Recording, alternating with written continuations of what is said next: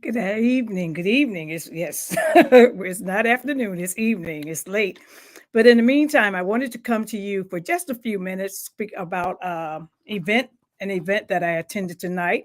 It was called Women in STEM Strive in honor of Women's History Month. Women in STEM Strive, and it took place at DuPage College of DuPage. Took place at the College of DuPage this evening, and the speakers was Angel Price, who is a senior attraction engineering service manager at Disney's Animal Kingdom, and Emma London, who is an astrophysics and consultant. Let me just read a little bit about Angel Price. Angel Price has more than 15 years of amusement park work experience with the Walt Disney World parks and resorts.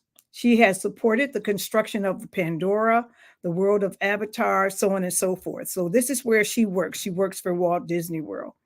And Emma is an physics, and she is basically getting her doctorate degree, her PhD at Yale University.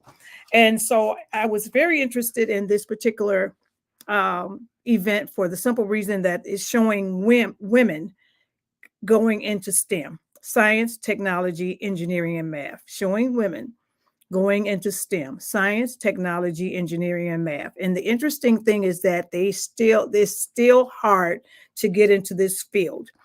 There's not as much fuss as it used to be with men saying that you don't belong to this and you can't do this and so on and so forth, because the women are proving themselves over and over again. They're proving themselves over and over again.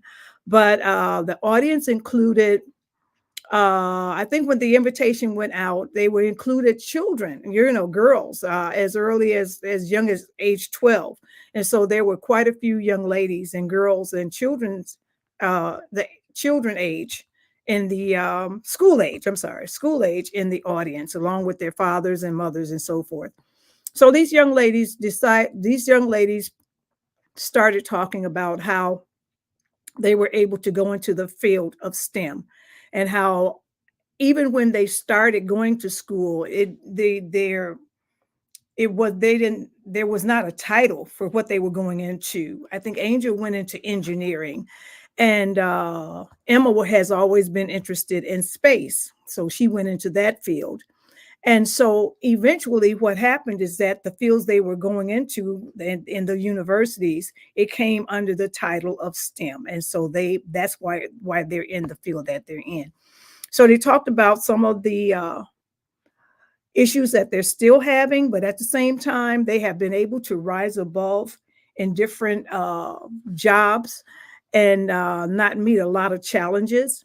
But and then in some areas they are still very much challenged on what they know and what they can actually do. So that has to be a problem. But in the meantime, they're still thriving. Angel just talked about how she just got they're offering her a promotion. Walt Disney World is offering her a promotion to even advance from what she's doing now.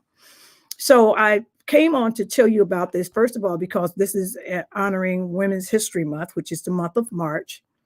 But at the same time, the STEM program is still very much alive, and it's the type of program that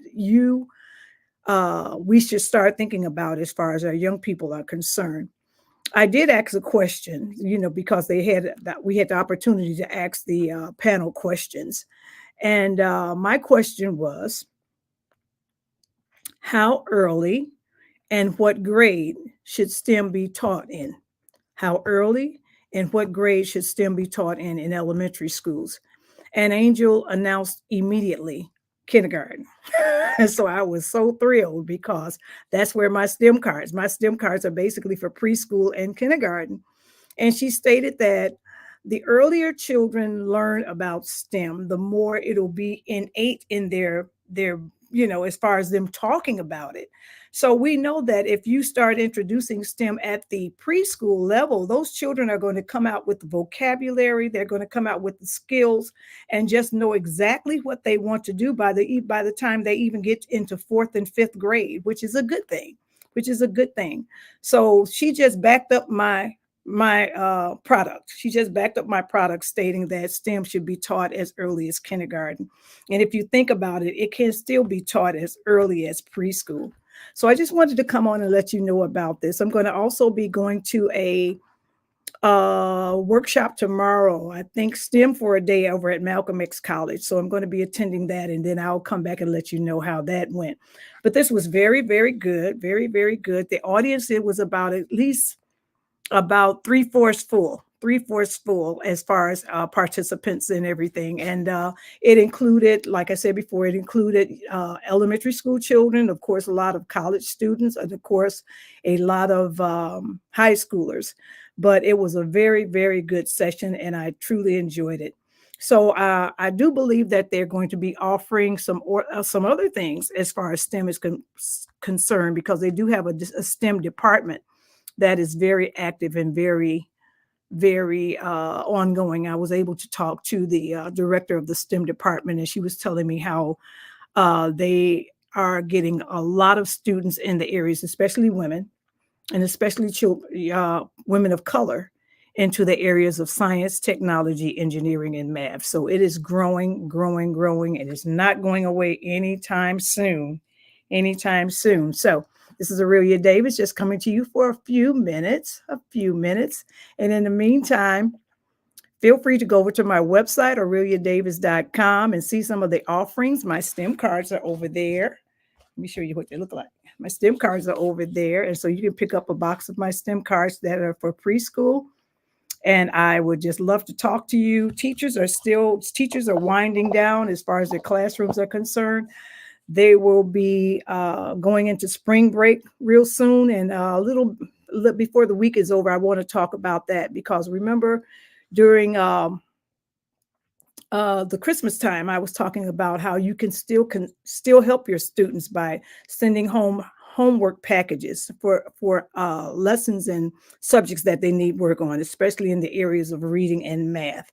So even during spring break, you can still get some tutoring in for these young people so that they don't fall too far behind.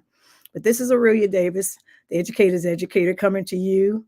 And see you soon. And I would be letting you know tomorrow or the day after about another program I'll be going to. Take care. Bye bye.